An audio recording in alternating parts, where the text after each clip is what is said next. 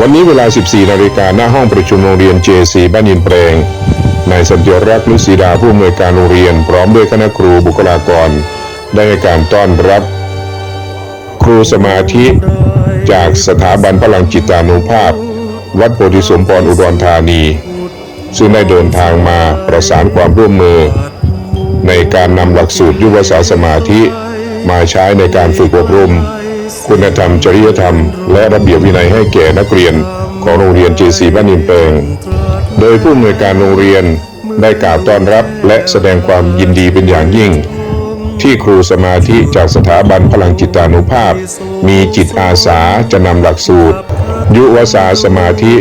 มาใช้ในการฝึกอบรมให้ความรู้แก่นักเรียนเพื่อให้มีระเบียบวินัยและคุณธรรมจริยธรรมมากยิ่งขึ้นโรงเรียน JC บ้านอินแปลงขอขอบคุณเจ้าหน้าที่จากสถาบันพลังจิตานุภาพทุกท่านเป็นอย่างสูงมาณโอกาสนี้พวกท่านทั้งหลายจงเปล่งวาจาว่าสาธุสัพสาธุภาวนาดุสรณาคือพระรัตนตรั